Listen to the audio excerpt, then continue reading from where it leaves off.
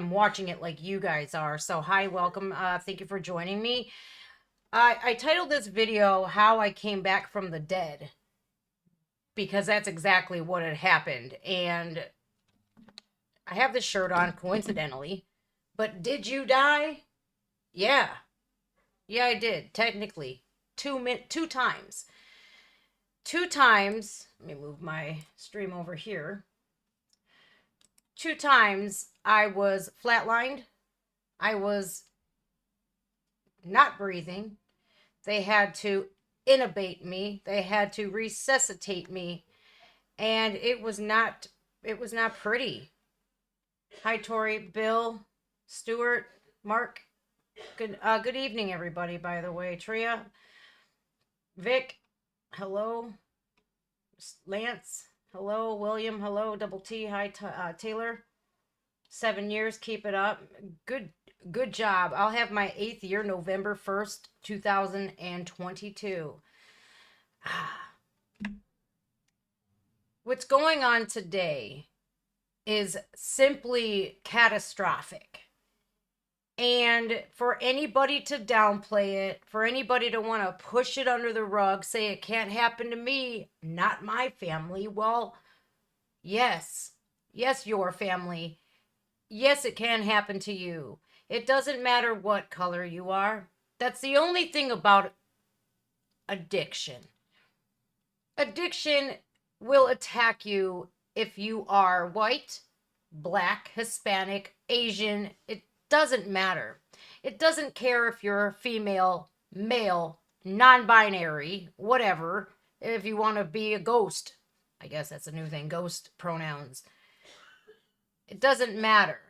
If you are from the suburbs, the inner cities, the country, it doesn't matter.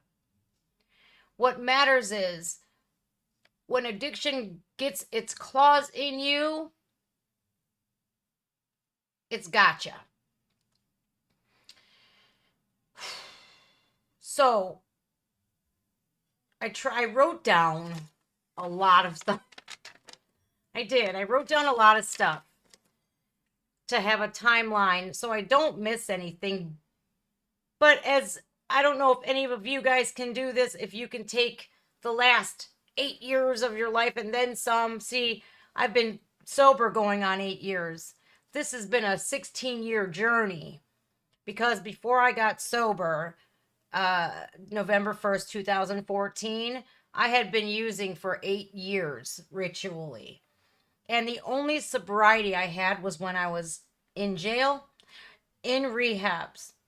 And one time I got clean for 5.5 months. And what led me to the decision that I made to stop was my parents finding me. And I have a little clip real quick, not of me, because of course nobody videotaped that, and body cameras weren't a thing back then. I remember going to rehab, being in jail, court-ordered rehab, right? So I was in jail for about 2 months, 2.5 months. Then I went to treatment for 62 days. So I was clean almost 5 months. I think it was about 5 months. And then I went to one of those court-ordered meetings, right? Where you go to an AA or NA meeting and your probation officer has a piece of paper for you to hand the treasurer of the meeting. They will stamp it and date it and sign it. The stamp is what meeting it is. And you have to go to so many of those a week, 90 meetings, 90 days, but it was court ordered. When you do those court ordered meetings, you're not going and taking it seriously, especially when you're in the thralls, right? But so I was sober. So November 1st, I go to this meeting and I see my friend Jeff there. And Jeff has got these bright blue eyes. He's a big old bald-headed burly white dude with tattoos all over his head and all over his arms. He's been to prison about 80 times. And I seen him, so I sat across from him because we're in a relatively big meeting. And there's about probably 60 people there, 70. And I sit directly across from him, and I look into his eyeballs, and I could see when you are an opiate addict, your pupils are like microscopic. They're like non existent. So if you ever wondered if you're looking at somebody, they seem off, look into their eyes, see what their pupils look like, you know? So I seen his pupils because his eyes are bright blue, and I seen that his pupils were like minuscule, teeny tiny pinheads. And I go to him and I say, "Bro, you're high." "No, I ain't, man. No, I ain't." And I'm like, "Yeah, you are." So we go round and round. Him and I are talking under our breaths because we don't want to interrupt the meeting. And I'm just thinking to myself, like, man, that looks like I miss it. I miss that feeling. I miss not feeling. And I browbeat him again. And he gives me a phone number. And I stumble upon this new dealer. And this color is off. It's gray. And I'm going, why is this gray? Because when I started using in 2006, the summer of 2006 to be exact, it was not gray. It was like brown or like a white powder substance, right? And so I'm thinking to myself, something ain't right with this stuff. And so in my head, I hear there's these people, this stigma that if an addict quits, and gets their tolerance down and they quit for a while, they keep dying because they keep doing the same amount they were doing and before they stopped using. So I had that little voice in my head going, "Don't do as much as you were doing, Jennifer," because I was doing enough to kill a horse at one point. And so I did a tiny bit, like that much. And I got that warm rush again. It was like that first, when you're chasing that dragon and there was that stigma that all these addicts are chasing after that first high again. It was like, hey, best friend, you're back. I got this warm rush throughout my whole body. First, it started, it was in my chest because I went here. And I felt the warm rush go through my limbs. And I'm walking up the stairs because I was down in my parents' basement, oddly enough, where my dad died. And I walk upstairs and I go to let my dogs out, the dogs, right? And all of a sudden, I felt a tingle in my mouth. My tongue started tingling, going numb. I'm like, uh-oh, this ain't good. And before I knew it, I didn't even feel myself hit the ground. Before I knew it, it was black again. I didn't feel nothing. I didn't see nothing. I didn't smell anything. I didn't hear anything. And then I don't know how much time had lapsed. I don't know. But I woke up and it was like I was being born again. It was like a small little hole, and then the world just opened up and I seen the paramedics everywhere. My mom was crying. My dad was like, it looked like he was about to like cry and lose his proverbial shit, and I look up and I see the cops there and I go, damn, that seemed like a great idea at the time. And they had to bring me back and they had to resuscitate me for the second time. And in that ambulance ride, when I laid down on that gurney, they shut the doors. They took the back roads to the hospital. I looked out at the house as we're going down the street. And I looked and I knew that right then and there, I had had enough. I was done. Like, oh my God, this almost killed me again. Six overdose, second near fatal. And that was November 1st of 2014. When I got to the hospital, I got rid of everything that I had. And I've never done that before. I could never do that before. I didn't have the strength. So before anybody judges anybody out there, especially addicts, just know that why can't they just quit? Why can't they just stop? Because they're physically dependent on it. They can't just stop unless they go through something like I did and they have that awakening moment, that aha moment, that this is either you are going to die, or if you stop right now, you're going to live and you're going to get your life back. And that's exactly what happened, you guys.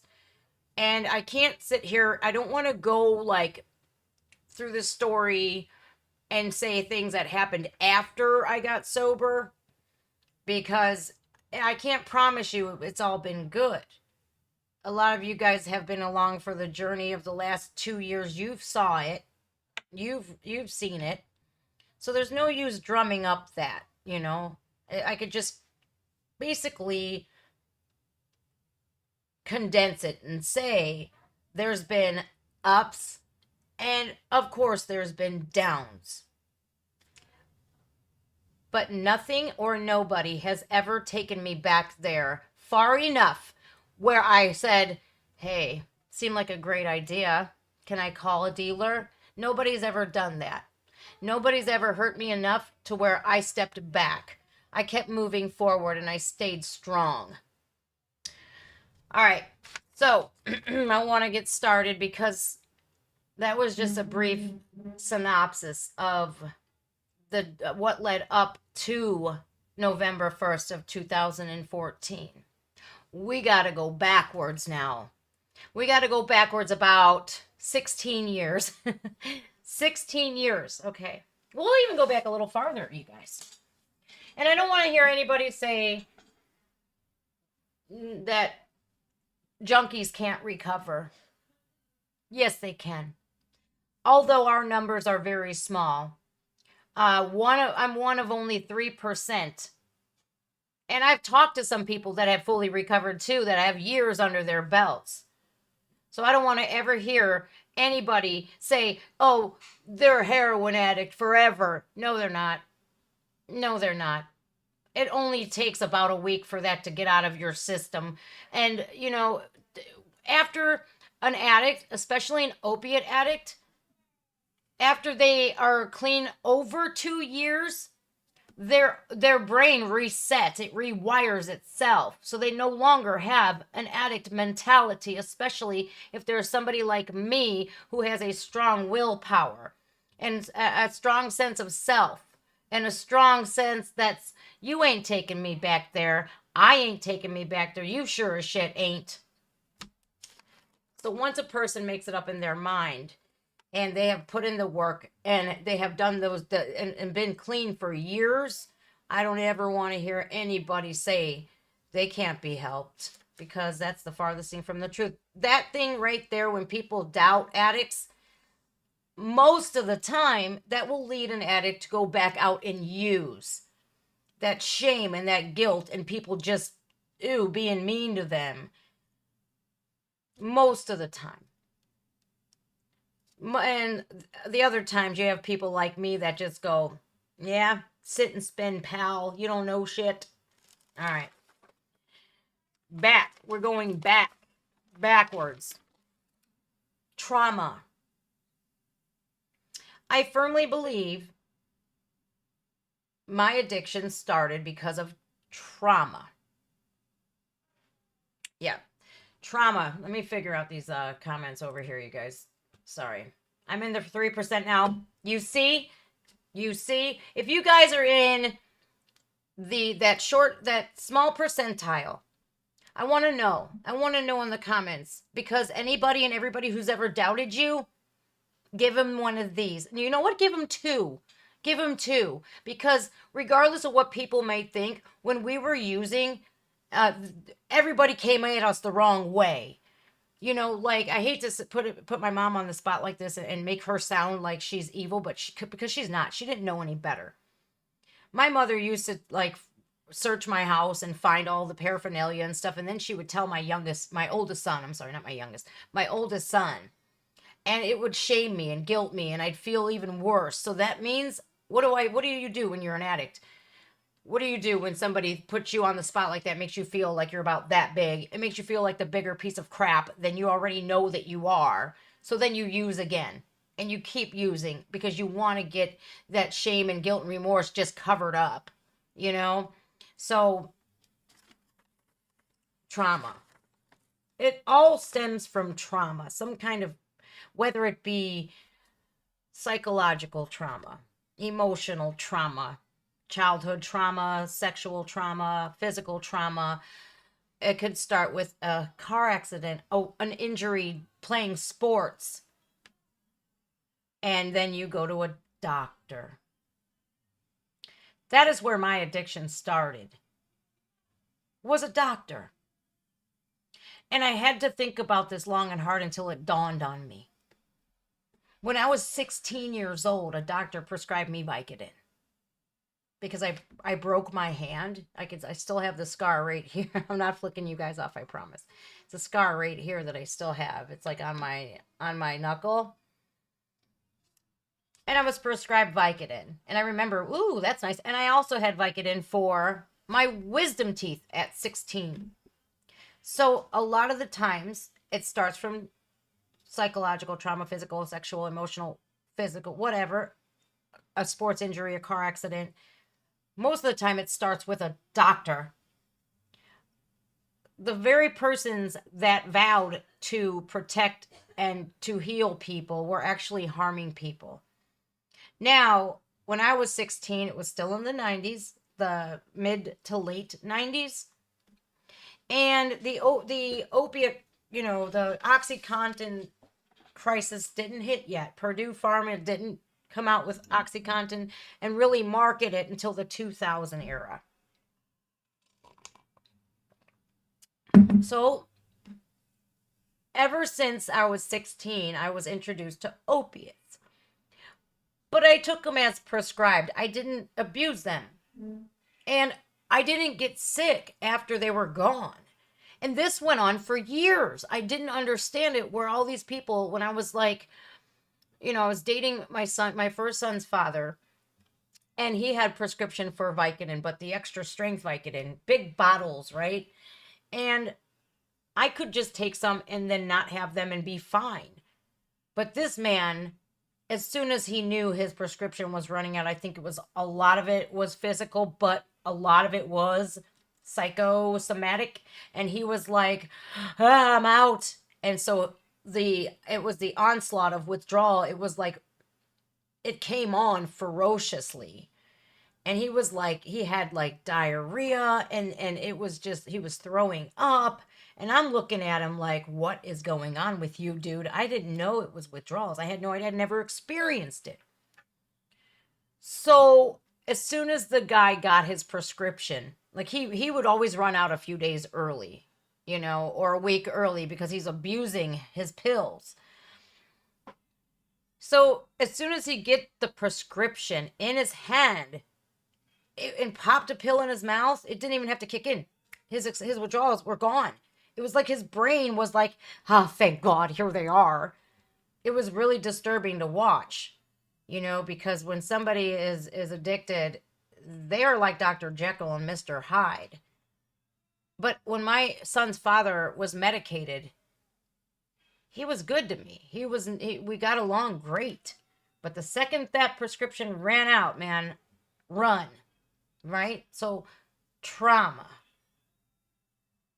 Now, a lot of us go through trauma in our life, and it's either you get the luck of the draw, whether you become an addict or you don't. Some people experience childhood traumas and they don't become an addict. Sexual abuse in children. There's like a 96 percentile that you're a 96% chance that you are going to have an addiction. Rarely do you ever see somebody that was sexually abused not become an addict. It happens to nearly every one of us. And for the longest time, I lied about my addiction. I says, I can quit this anytime. Boy, was I wrong, and I was lying to myself. And when you're in recovery, If you're still lying about your drug use, guess what? You're still sick. You're not going to get any better. You become a better person when you talk about that, when you can admit it. Look, I don't like to admit all the things that I did. I don't, because it's pretty shameful, some of the things that I've done. But damn it, your secrets will only keep you sick. All right, before we start on the whole explanation of where the addiction actually started, pinpoint that exact precise location and time and date. Wish I knew the date. It was summer of 2006. I want to show you something really quick. This is heartbreaking. Very, very heartbreaking. All right, you guys. Right now, the crisis that's going on, it's in all of our homes. It's not like all of our houses, but in all of America. All of America is suffering right now with this. Because if it's not you who's addicted, you know somebody who is. I want to share something with you guys real quick. This broke my ever-loving heart. I blew up the screen so it's nice and big for people to see. You can practically feel the pain jumping from the image. Sherry Kent's final moments with her dying son, Michael. They made me a spot on the bed where I could lay with my son and talk to him. So, this is where I told my son, I was still proud of him, and, I know he made a mistake. He made a big mistake that cost him his life. That mistake was going to meet an acquaintance who said he had some strong heroin. Michael overdosed. Doctors suspect the heroin was cut with the deadly opioid fentanyl. He was already blue in the lips and he was white, so by the time the ambulance got there, he went into cardiac arrest. Sherry donated Michael's organs, but she felt she had to do more. So, if you guys are wondering, how does an overdose happen? Well, when you take the medications or the fentanyl, the heroin, the cocaine, you do too much of it. You do too much. Your body says, that's way too much. And the bad thing about fentanyl is it's made in labs in China, or it's bought on the dark web, or it's made from the Mexican cartels who then bring it over our border, our open borders. So I know a couple border patrol agents. I actually know one that is doing his due diligence to stop the fentanyl from coming in, but he can't stop it all. So when you do this substance and your body, it's too much for you, you go into something called respiratory arrest. That means you cannot breathe. You stop breathing. You fall out and you become unconscious. You stop breathing and then you turn blue and white, like she said, and then you hit cardiac arrest. Your heart cannot. Since you're not producing oxygen, since you're not breathing, your heart can't do it for you anymore. Because when you breathe, you're assisting that blood pumping through your body, going through your arteries, your heart, everything. So when you go into the overdose, it's respiratory arrest, cardiac death. You die. Unless you get help within minutes. And as strong as the fentanyl is today on the streets, minutes could be too late. So let's see the rest of her story. She donated her son's organs. So he saved a life by giving up his own. His name was Michael. And this woman now will never have her son back. Whether she has to visit him in a graveyard or look on her fireplace mantel at his urn. So she shared the painful and poignant photo on Facebook. She's urging people to show it to their own children. I need people to wake up and see how much pain this is going to cause your mother or your father when this happens to you. Kent has been overwhelmed with responses from around the country and the world. This communications professor says that photo speaks to the opioid crisis in a way no words could. Now, imagine if you're addicted right now, whether you're actively using or you're detoxing, or you are through that detox process. You got through the hardcore struggle of withdrawal. And I'm going to tell you guys what withdrawal feels like. It's not pretty. It hurts. Now imagine you're in this bed.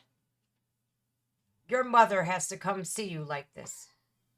Your brothers, your father, your aunts, your uncles, grandma, grandpa. You're a shell. You're dead. Your brain is dead. You're not coming back. Machines are keeping you alive just long enough for your family to say their last goodbyes.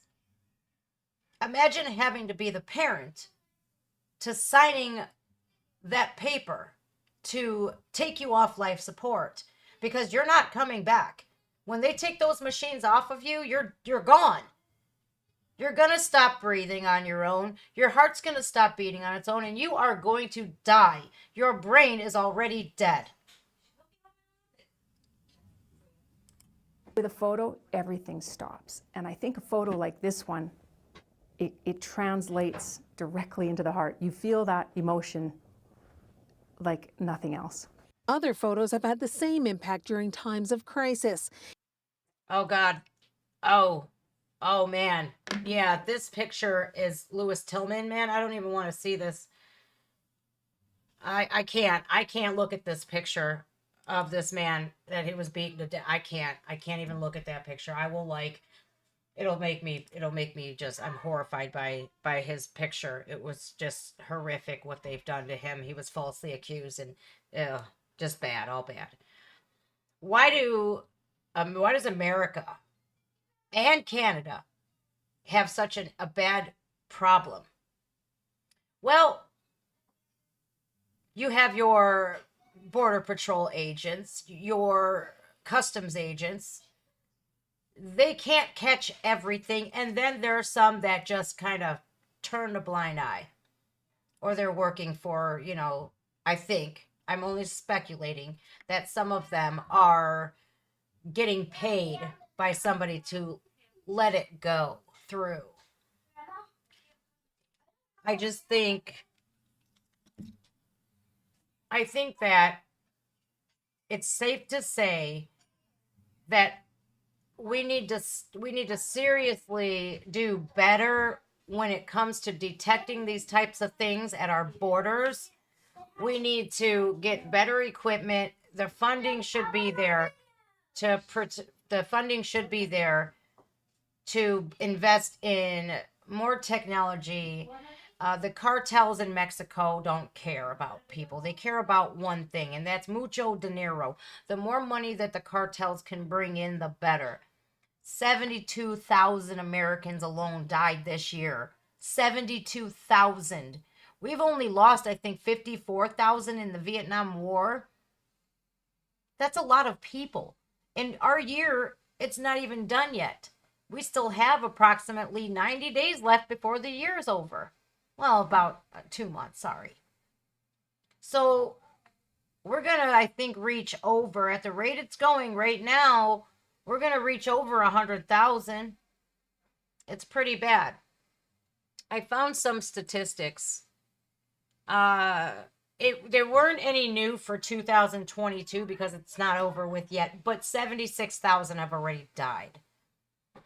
All right. So, as you know, the trauma that I went through as a child played a massive role in not wanting to feel. The years of self-blame and torture, mental health just wrecked. I wasn't even safe in my own home, you guys. So a very place that you would think that you're safe in, it wasn't safe for me anymore. So I couldn't feel safe at home, and I had this victimhood mentality going on because I remember being 6 years old going, why me? Why me? Why me? Why me? I couldn't understand why it happened to me.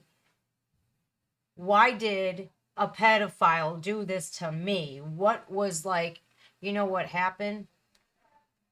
He's seen that my dad wasn't in the picture.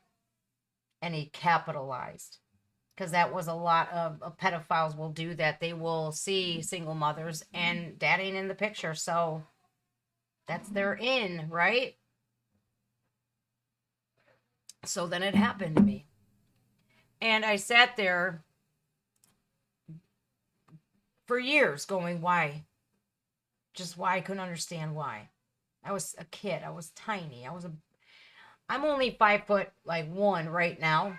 But when I was 5 years old, I had to have been no taller than 3 feet tall. And this man was a grown-ass man in his 40s, I think 45 at the time. And he was very big. He had a big fat beer belly. He must have been at least 250 pounds.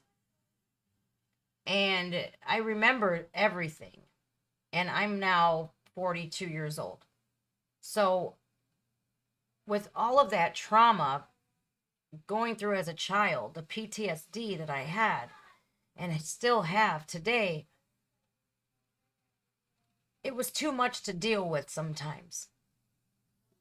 So when my grandmother died, and I met my first son's father in 1999, I'm sorry, 1999, I was 19. I moved away with him to Las Vegas, Nevada, and my grandmother got sick. She got emphysema, chronic obstructive pulmonary disorder, which is also known as COPD, and I had to move back. And my grandmother, I watched her die. And when she was in hospice, they were bringing her morphine. And she wasn't taking it. She's like, I don't want it. And she didn't know.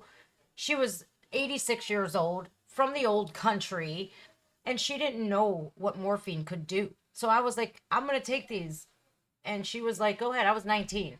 I didn't know any better. And again, when I took that morphine, I didn't go through any withdrawals. None. I just stopped and I was fine. Nothing like what my first son's father had went through. It was crazy. So I deal with my son's father for 7 years, from the time I was 19 until I was 26 years old. And remember when I said when he had the medication, it was good, but when he didn't, it was really bad, Dr. Jekyll, Mr. Hyde? Well, our relationship was extremely volatile, violent, and he was just not a good person.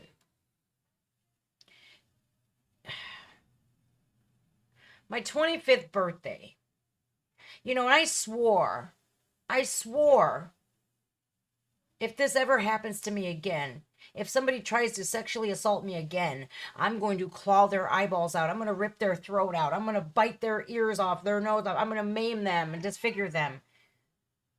My 25th birthday, May 10th, was 2005. He did it. When I went to go press charges on my son's father, they said, well, don't you guys live together? It was a female detective. Don't you have a child together? You're just going to drop the charges anyway, so why should I believe you? I says, give me a lie detector test. I was broken. It was my birthday, and I had to go to Joe's Crab Shack and act like nothing happened because we were with his mother. And so I had to act like nothing happened because if I did say something, I knew I was going to get my ass kicked. He's over 6 feet tall, 200 pounds. I'm tiny. So for 7 years, I battled with this man, and you can't just leave a relationship like that, especially when they're controlling, they're abusive. They don't let you out of their sight. And if you do go to the gas station or something, they're timing you, or they are doing a pelvic exam on you to make sure you're not sleeping around on them. It was the craziest, most volatile relationship I think I've ever been in my life, and I'm so glad today that it's over with. But that in itself, more trauma, sexual abuse, physical abuse, emotional abuse. He was like Hitler. He was this dictator. He was this evil presence in my life that I was dying to get away from him. There was times where I would wake up and be like, I don't want to be here. And then I remembered that I have a little guy to take care of, my Matthew, my pride and joy. I started, what was so crazy about May 10th, 2005 is I started letting my son sleep in bed with me because I figured he wouldn't beat me up or try to rape me if this child was in the bed with me. Well, it didn't stop him on my birthday when I was 25 years old.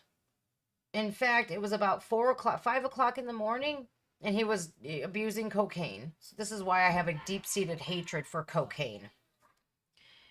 He was abusing cocaine, and he wanted to fool around. And I'm like, nah, dude, I'm sleeping. Leave me alone, man. Go do what you need to do, whatever, with your pornos and whatever. I don't want to, no, leave me alone. Well, tell a controlling, abusive man no, and it's not going to get you anywhere. So during this commotion, during the struggle, our son woke up and he's trying to pull his father off of me. He's got my ex in a chokehold. He wrapped his little arm, his little 2-year-old arm. He just had turned 2 5 days before. And he was pulling his dad off of me. Get off of mommy. You know, he could speak in full sentences by the time he was 2. This kid is brilliant. And that didn't stop him. I'm just glad that he didn't, like, knock my kid off the bed and, like, seriously hurt him or kill him. The last time I was with my son's father, he had beat me so bad that the whole house looked like a murder scene. There was blood everywhere. It looked like an episode of Dexter before, you know, he cleans up. So after I get rid of him, he goes to jail for this. Thank God. Finally, I'm free, right? So I think, because only a few days later, while he's in jail, he gets a medical furlough and his aunt brings him by the house. He's supposed to be going to a doctor's appointment. Well, she brings him by the house and he boot kicks my door and almost kills Matthew because the door, it was a solid wood door with a big brass handle on the inside. And he boot kicks the door in. It goes flying open, misses Matthew by about that much, and it sticks in the wall. And from that point on, I was like, dude, get out of here. I'm calling the cops right now if you don't leave. That very day, I went up to get a restraining order, and I got a 5-year protection order on him. So, again, before you judge an addict, why don't you talk to them? Talk to the addict and see what they've been through in their life, because you don't know what led up to them wanting to just not feel everything that they've been through. So this is where my compassion for other addicts comes in. I want to know what went wrong in your life that made you this way. What went so bad that you don't want to feel anything? You know, and I think therapy is massive when you're in treatment and when you are in recovery, because you got to get help for those problems that led you to use and not want to feel. You really do. You have to look at these people as human beings, because so many times you're looking at these people like, oh, damn, they're a hot mess. Well, we got to learn the backstory of why they started to use. And what really, you know, I've lost probably 40 people in my life that I knew, close friends, since I started using, and since even till today, this very day, people are still dropping like flies, especially now with fentanyl. People are dropping like flies. Young people, look in your daily newspaper or your Sunday newspaper in the obituary section. You just know those young people, if it doesn't mention cancer or, you know, some kind of other, you know, way that they passed away, you just know that they lost their life because of drugs. You just know. I'm seeing like 20-year-olds, 19-year-olds, 26-year-olds gone, done. I just found out a girl that I knew, she had 2 sons, and she battled addiction for, 20 years. And I think the January before last, she finally lost her battle. And addiction is a battle. It is a battle that either you could win or you're going to pay with your life and lose. It's not, you're not going to see junkies who are like 60 today. They don't have longevity. You're guaranteed one of three things. You're going to go to jail. You're going to die, or you're going to beat the hell out of this addiction. You're going to thrive afterwards, because every addict that I know, including myself, has gotten back so much more than what I lost before I started using. And now back to 2006, I had a home. Me and my son's father brought a home and renovated the whole thing. And, you know, when I got the restraining order, I got to live in the house, and I kept that house up for about another, 6 years. 2012 is when it was foreclosed on. So I lost homes, I've lost cars, I've been to jail, I don't know how many times. I can't even, over 50. And I've been to rehab 32 times, 32 failed rehab attempts. I go back to 2006. I always go back to 2006 because that was the year that I know I've known Jeff since I was about 12 years old, right? Remember the guy I was talking about earlier, the guy at the meeting? The last OD was because he gave me a phone number because I decided to use that day. I've known Jeff since I was like 12, and Jeff has always been this idiot that keeps going back and forth to prison, but had a heroin addiction for years, would get clean, go to prison, get clean, and then he's coming back out looking all good and stuff, getting all prison pumped up. Mommy, Yeah. Camden is a minion. Oh my God. I need some help. It's outside of his house. Go get Grandma. Tell her right now that she needs to get Groot. I'm Groot. so serious. I'm so serious too. I'm sorry. My son thinks his cousin's a minion. That guy right there and my other one are the main reasons why. Because I don't want to die. This little guy has never seen me addicted, nor will he ever. 2006, my oldest was 3. 3 years old. No, buddy. Oh my gosh. That's amazing. Okay, mommy's working, buddy. You got to go back up. Oh my God. Oh my God. Tell you another question. All right, really quick, because mommy's got to work, and then you got to go back up. There's another question. And Hurry. there was a farmer had a poop. Oh, that's beautiful. All right, go upstairs. Camden. Yes, let him talk to Camden, Mom. Kids. I was saying, my oldest was 3 years old when I started using. Okay.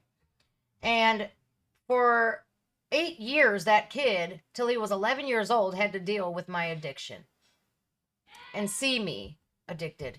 And I remember telling you guys that my mother would find my paraphernalia and say, Matthew, your mother's got needles again.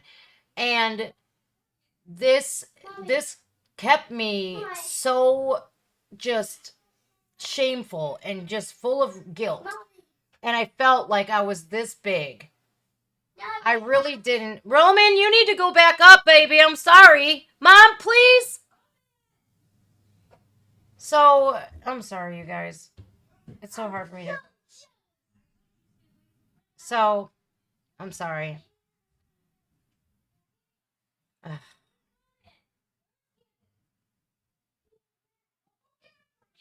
My son, Matthew, would look at me so disappointed. And I'm looking at my mother going, you evil bitch. And that's what I called her. And she's not. She just didn't know how to deal with me. But she would tell my son all of these. I didn't want that known. I wanted to hide that addiction. People don't go out into public and say, I'm addicted. I shoot dope. That's well hidden. It's like a family secret. It's something you don't want tied to your name.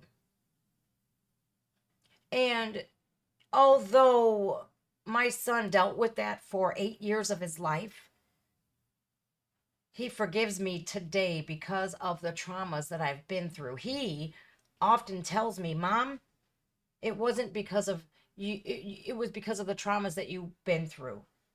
And although I'd like to say, you're right, I can't. I have to take accountability. I have to say, you know what, though, Matthew, I had a choice. 2006, that same Jeff guy, we're partying at my house because my ex is gone. Like, ding dong, the witch is dead. Thank God. Hallelujah. Praise Jesus. Thank you. I'm finally free. So what? My house becomes a party house. And Jeff comes over. He's out of prison, freshly out of prison, all big and buff, looking good. And he's on the kitchen counter, getting stuff ready, whatever. And I'm like, what is that, bro? Is that what I think it is? And he goes, well, yeah, but you don't want none of this stuff. And I'm thinking, I go, Jeff, why are you doing that when you just got out of prison? You beat that addiction. Little did I know he was doing it in prison too. And I'm like, what is so good about this stuff that you have to do this again? Why are you in this cycle? What is the big deal about this stuff? Well, the curiosity that I had got to be too much. And I was like, let me try some of that. And I was making faces at him because it was this much, right? That much. And I'm like, bro, what is that supposed to do? He goes, well, if I give you any more, you're going to die. So I'm like, this could kill me? I didn't even think of twice about doing it. I just did it. I took a straw and it went through the mucous membrane. And when you do that, it goes in through your nose, into your sinuses, into your bloodstream, into the mucous membrane, right? Right up to the brain. I remember the first time I ever did it. Oh my God. Oh my God. It was a rush. My whole body, I just felt that warm just rush throughout all of my veins, through my lower extremities, through my hair. My ears were even tingling. It was like, what did I just find? It was like I found the Holy Grail. I was like, this is the best thing since peanut butter. Yay. I love it. I loved it immediately. Immediately. I love at first sniff. So, sorry, you guys. Shedding. My chair's shedding. About a month goes by and I'm doing that, right? And I like it. It's cool. And during this time, I meet this guy named Rick, right? And he is a gangster, man. He's from Collinwood, and he's just the most charismatic thing I've ever seen. And I just fall in love with him immediately. I'm like, I love this man. I love him. He had a girlfriend at the time. And I was not happy about that because I wanted him all to myself, right? It didn't happen. I didn't get Rick all to myself. And so we have this on again, off again relationship for about 8 months. And he finds out that I'm doing this now. And he just loses his proverbial shit on me. He's like, nope, I'm done with you. I'm not talking to you no more. And it broke my heart. And so I'm like, all right, then I need more drugs because every time I get hurt or I am feeling some type of way, I stub my toe, I get arrested for driving under suspension, I get flicked off in traffic. I just need more drugs. I just want more drugs so I don't have to feel none of this stuff. I don't like you. I don't like you. I definitely don't like me. So fuck it. Let's just do a bunch of drugs so we don't have to feel none of nothing. Well, after a month of snorting it, I'm like, damn, this ain't doing it for me no more. It's not doing it for me. Now, remember, I started taking pills, right? I started taking pills. And then I started snorting heroin. And then a month later, I was like, Jeff, man. So, because he used IV. He was an IV user. And I'm like, dude, all right, it's time. And he goes, no. And I'm like, I'm going to do it anyways. So it's either you're going to show me or I'm just going to screw myself up really bad and probably end up killing myself. So either you can show me or I'll die. And so I guilted him into showing me how to inject drugs, right? And this is, I look at it now, not Jeff's fault. And my mother could attest. She's threatened to run him over with her car and everything, but it wasn't Jeff's fault. It was my fault. I was the one that begged for this. I was the one that did this. No one held a gun up to my head. He didn't come over my house being like, so you're going to just learn how to inject drugs today. It wasn't like that. It was quite the opposite. I knew by being persistent, it would pay off. And so he did it like that for about a week, right? And then after a week of him showing me watching, just watching, I'm a visual learner. I watched what he was doing. I knew the steps of what I had to take to do it. And within a week, professional, just like that. It was terrible. I didn't even think it was bad at first. I didn't even start thinking it was bad until after I quit, you guys. Honestly. So for 7 years, no, what was it? 7 years, 11 months, I was an IV drug user. While I was using, this was not fentanyl at the time. This was heroin. This was real heroin. I didn't care about cocaine. I hated it. I despised it. I didn't care about marijuana.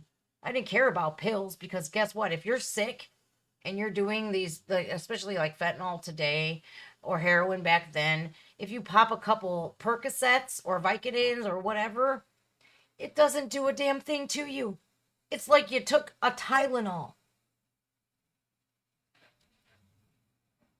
It was bad.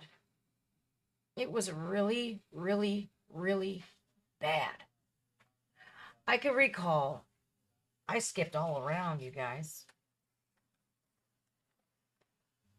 So I remember before I started that IV use, I experienced withdrawal for the first time, right? And I'm going, what is this? What is going on? I'm hot, yet I'm freezing. I'm sweating. I'm slimy. I stink. What is going on here? My legs are cramping and I'm throwing up. So I called my friend Josh and I start a relationship with him too. I don't even know why. But me and Josh start messing around and he's also a user. And he's like, Jen, he goes, you got any money? Because I was like, I thought I was sick. I didn't know I was dope sick. I had no idea. So I'm like, Josh, what the fuck is going on with me, man? I feel like I'm dying. He goes, you got money? I'm like, yeah, I got money, bro. What does it have to do with how I'm feeling right now? I'm going to die.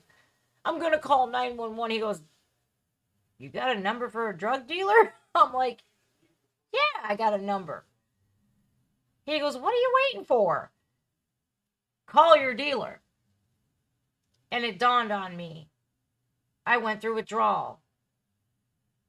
And it was a struggle after that point, after I got well, and it was like a flashback right to where my son's father was on the toilet shitting his brains out, and he got that Vicodin and he put it in his mouth and boop, he was fine. I got myself that medication and immediately I was fine. Then my nose stopped running. I stopped sneezing these horrible 3 sneezes. I had no idea why. My eyes weren't burning anymore. I stopped throwing up. I stopped sweating and being hot and cold at the same time. My legs felt good. I felt fine. It was as if a light switch turned on, like, hey, I'm all better. What's this? So it's not, you guys, when an addict is suffering, especially with opiates, this is a physical dependency. They will not, they're not going to get high. by using drugs. They're doing it now to prevent going through withdrawal. You might get a little bit high, but damn it, if you don't do it, you're going to get violently sick. And depending on how much you use, the quantity, the quality of it is depending on how hard and how long your detox is. Now, it can range anywhere from 3 to 5 to 7 to 10 days up to a month, depending on what you're taking, how much, and how good it is, how potent it is. Now, the synthetic drugs right now, like the fentanyl, it's got a shorter lifespan because heroin is it sticks into the fat layers. Now, fentanyl, it's water soluble, so it goes right through your fat cells and it metabolizes a lot faster. That's why it's more deadly, because it hits you so fast, but then it also leaves your body even faster. So here's where we're seeing fentanyl addicts taking so much of it in such a little time. They're getting sicker quicker. And what's so deadly about fentanyl is the strength. Now that's 50 times more potent than morphine, right? It's scary. It really is. You think about it. I am ever so grateful that first time getting fentanyl was the last for me. And it was enough for me to say, oh, no, F this, I'm done. So I worry about people today who are actively using, because they're gambling with their life. And 76,000 people, that's a lot of people. That's a whole lot of people. I don't even know what 76,000 people looks like. If we were to get a picture of him, I don't even know. All right. Let's see. I have a 42-second clip I want to show you guys. This is a health crisis. It's deemed a health crisis, and a lot of people don't think it is. Oh, is it? It is. It's a crisis. Because so many people are stuck right now using. It doesn't care if you're rich or if you're poor, if you're black, if you're white, if you're gay, if you're straight. It does not care. Addiction can grab anybody. So here, this is a health crisis. I want to see what they have to say. 42 seconds, not long. Really, for us, it came to a point where we said enough is enough. We've been working with the state. We've been trying to get the federal government to realize how important this is. And we said we need to step up, not only to bring awareness to the people in Waukesha. So you see how this is measured, right? Here's where fentanyl is deadlier. It's measured in the microgram, mcg, microgram. That means it's got a stronger potency, but a shorter shelf life. Fentanyl is used mainly for palliative care when you're end of life care or you're going under anesthesia. It's fast acting. So as soon as they give you the reversal medication after you get knocked out, general anesthesia, you're up and aware. But see, when I had fentanyl, when I had the endoscopy a few months back, let me tell you what, I felt that for 4 days. I was out of it. I'm like, dude, what is in this stuff? I don't want that no more. I specifically told my doctor, my gastroenterologist, he goes, we're going to give you general anesthesia. I said, look, man, I've been sober going on 8 years. I don't want fentanyl. I don't want it. It almost killed me the last time I used it in 2014. He goes, not a problem. We'll give you propanol. We're not going to give you the fentanyl. Well, when I got to the hospital, they didn't see the notes, apparently, and they gave it to me anyways. I didn't even know that they gave me the fentanyl until I heard it in the operating room. And she says, well, let's give her 50 micrograms of fentanyl, and then 3, 2, 1, lights out again. It was as if I overdosed again, but it was under a controlled environment, and I know the hospital would never let me die. But the after effects that I felt, I was pissed. I was mad. I was livid. I was like, when I woke up and I came to, I was like, how dare you give me fentanyl? I screamed at the top of my lungs. And Matthew had came and got me. I said, get me the fuck out of here because I'm about to go to jail. I was that mad. I felt betrayed. I felt like you didn't listen to me. And then I got looks before they were getting me hooked up with an IV because after 8 years almost of IV use, my veins are shot. It's a consequence that I still have to deal with 8 years later because once your veins are gone, they're gone. You're not getting that. They don't grow back unless you get surgery. And I ain't doing that, man. Oh, well, if it's a consequence and if it serves me as a reminder of what this drug use did to me, I'll keep it. It's mine. It's my badge of honor. Oh, well, I did it to myself. And, you know, when I do have to give blood and if I do have to get, if I have to have another surgery, whenever, I'm always honest with the doctors. Always. That's made me so pissed off. But here's again why it's so deadly because it's measured in the microgram. And we have people begging the government for help.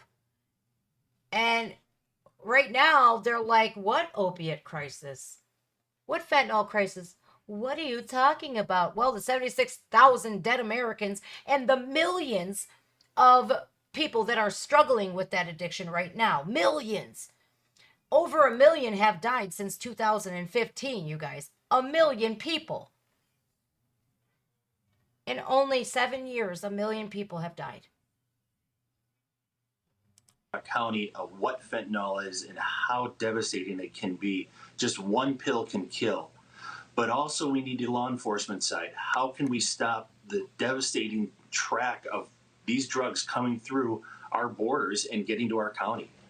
And so we decided to look at this community health crisis to not only engage our county, but fellow counties around the state to say enough is enough for us. Let's step up and do something. Enough is enough. Let's step up and do something. I agree with him, wholeheartedly agree that we have to step up and we have to do something. You have to take it to your state representatives. You have to go to school board meetings because, you guys, it's in schools.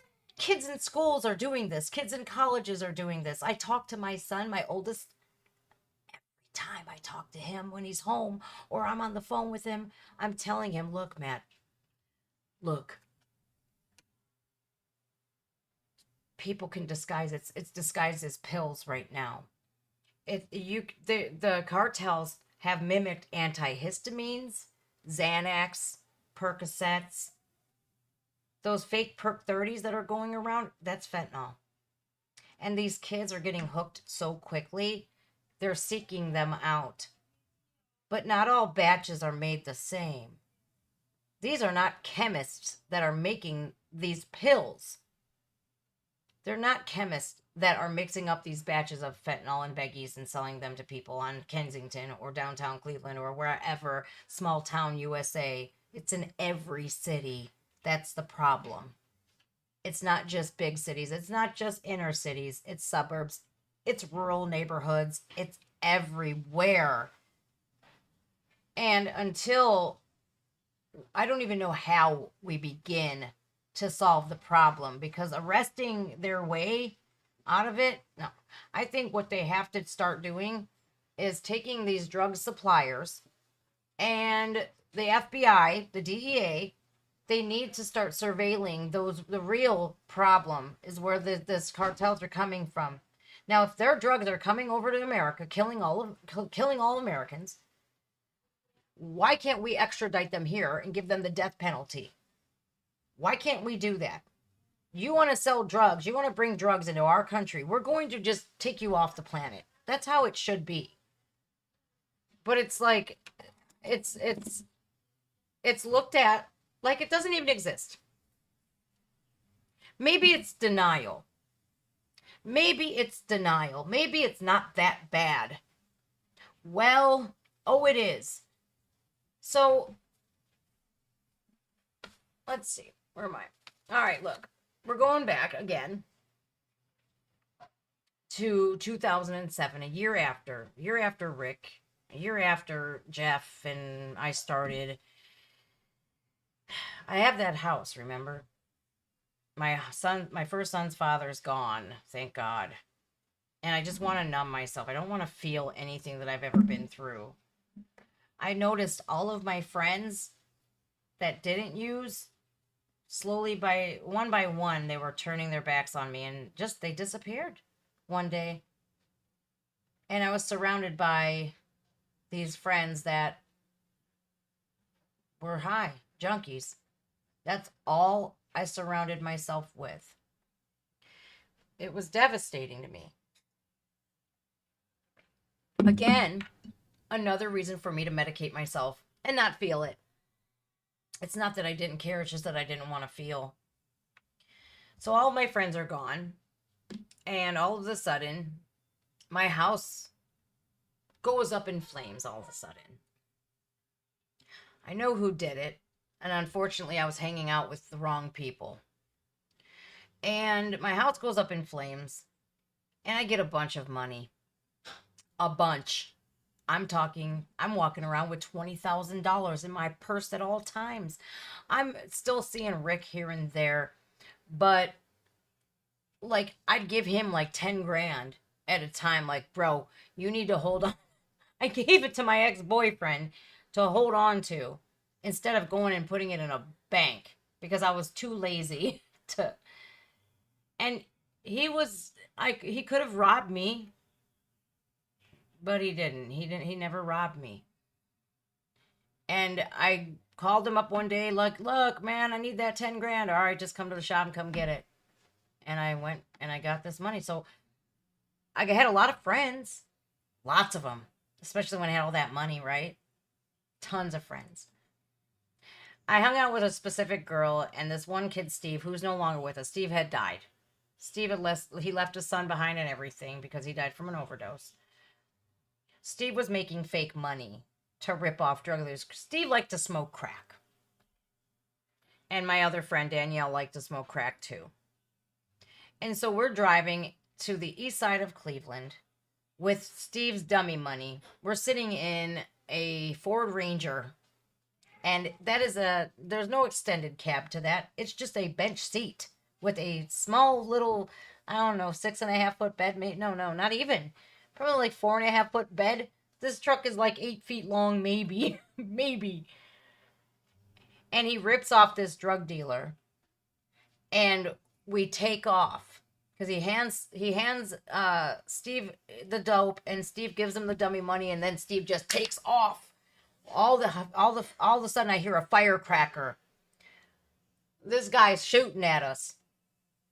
And the bullet comes in between Danielle and I, because he's standing here, we went this way, he shot this way. That bullet went through the glass, through our seat, and into the dashboard right between Danielle and I's shoulder.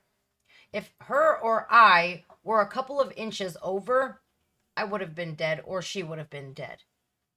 We would have gotten a bullet to the head. Do you know that we laughed about it? We thought that was hysterical. We're laughing all the way home.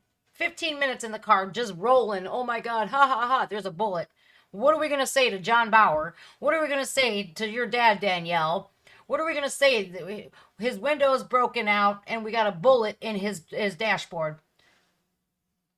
Oh, really? Yeah. So I had no idea how to comprehend, like, you dummy, you almost died. It was like, I didn't care. And there was often times where I would wake up like, oh, here we go again. Here we go again. So I lose my house. I have all this money. I move into this apartment building. And there's all of these drug addicts. Find me. How does this happen? I find all of the bad people in this one complex. The complex is huge. Nice apartments because my insurance company put me up. And because I'm like, I want the nice, at the time they were like $800 a month apartments, right? We wish you could find one that cheap today. But I had like a 2 bedroom, 2 full bathroom, in suite, big kitchen, beautiful apartment. Well, I found the troublemakers, of course. And so I'm living in living in this beautiful apartment, and I'm hanging out with all these crackheads. And it's cool because, like, I know I don't got to share nothing with them, and they don't got to share nothing with me. Because I'm like, keep your cocaine, dude. I'm all right. No, no, no, dude.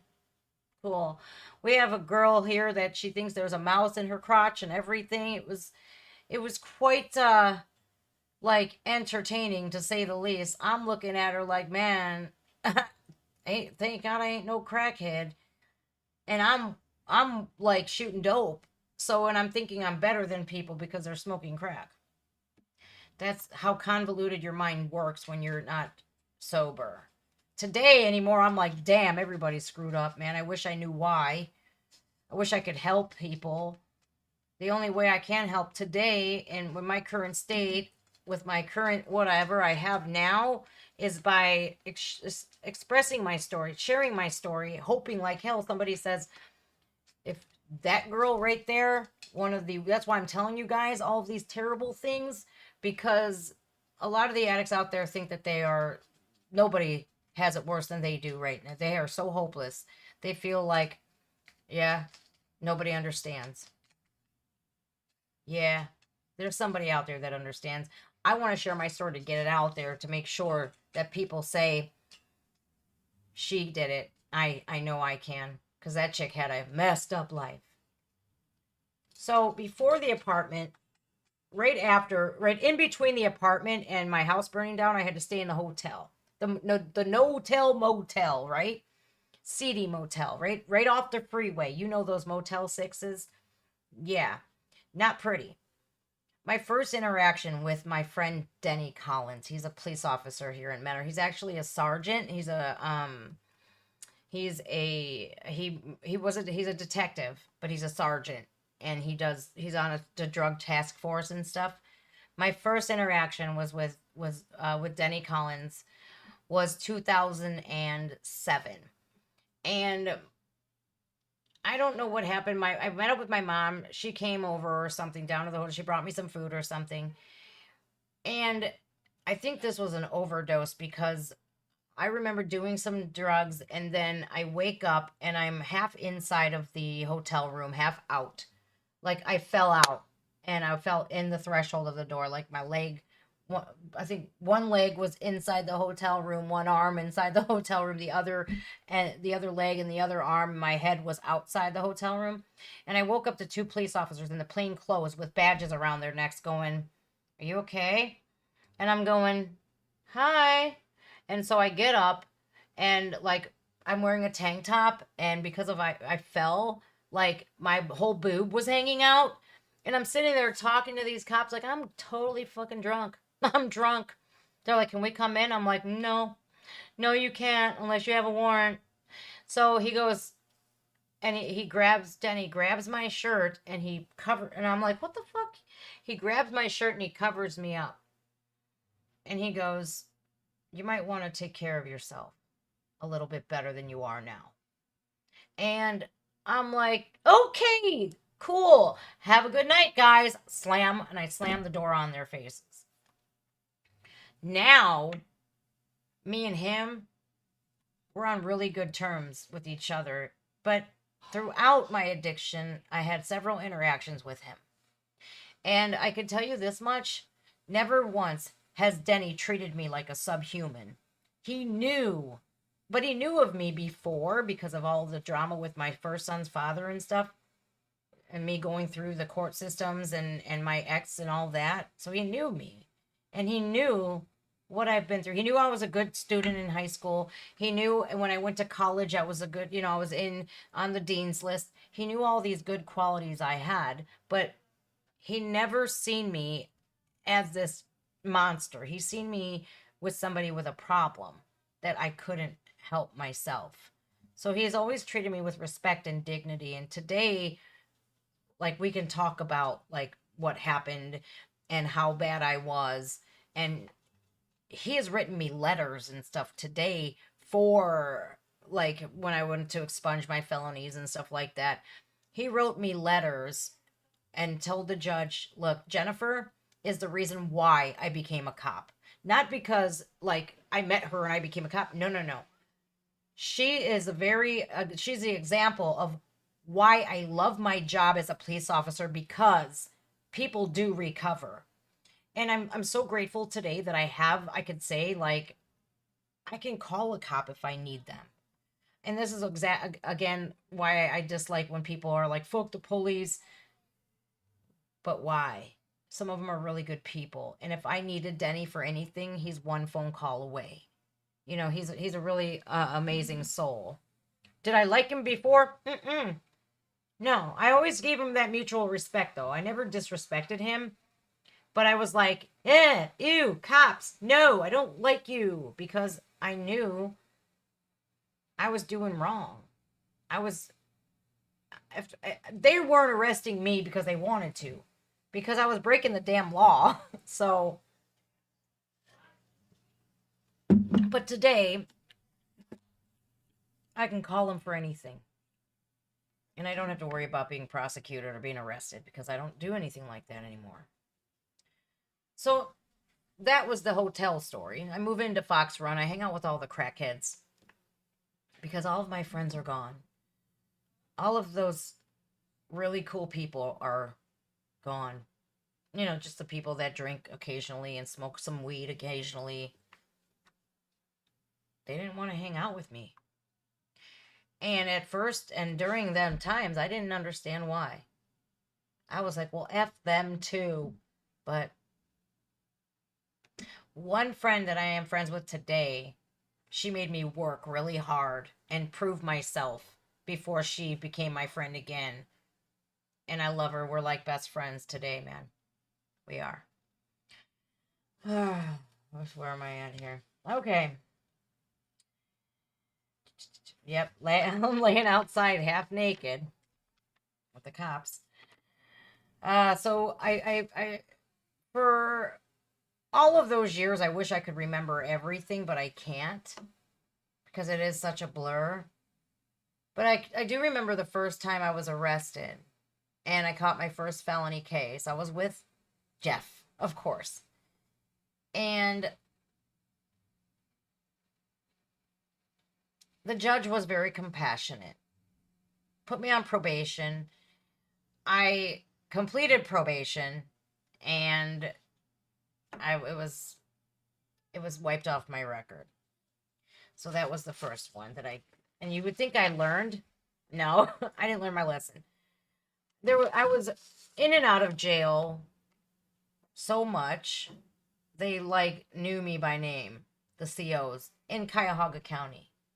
Now, I don't know if you guys ever heard of Cuyahoga County Jail, but it is a freaking hellhole.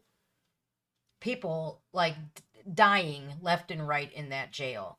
I think we had like 30 deaths the year before last, and 1 year. Yeah, it's crazy. So I didn't really get arrested much in my city, in my county, because I was always in Cleveland doing some fuck shit. I was always on some fuck shit. Always. Like, we weren't upstanding citizens at all. We were fools. We did some crazy shit. And yeah. Hi, Kimmy. Hi, Aspen. Hi, Joe. I want to see Melissa. If Jen can do it, anyone can. Believe me, I'm the oldest in our bunch. Hey! That's my sister. My sister, that you guys, Melissa D up there, that's my sister. And she has seen me through my worst. And now she sees me at my best. And we have the best relationship today. But I'll tell you what, when I was using, even she hated me. She absolutely hated my guts. I think she hated the fact that I couldn't quit or that I didn't want to, because I was so hopeless at that point where I was just like, I don't want to get help because I can't. She's even tried to help me before, and I was just like, why? It's not going to work. It's so hard to get out of that cycle of addiction once you're in it. because I didn't want to give up the people that I was hanging out with. I didn't want to stop going down to Cleveland and risking my life getting shot at. I didn't want to. I didn't want to have to feel no more. I wanted to just be numb. And she got sick of it real quick. At first, I think she was so perplexed she didn't know what to do or what to say. Because there was a time where her and I were going to a prison because one of our family members was in prison, and she had my nephews in the back seat. And I became an auntie at 15, and then she had her youngest son when I was 17. So they're 2 years apart, my nephews, my Michael and my Jarrett. My that's my heart and my soul. And if anything ever happened to any one of them, I would just die. I would die. And we were driving to this prison for a visit, and I pulled all this stuff out, this paraphernalia out.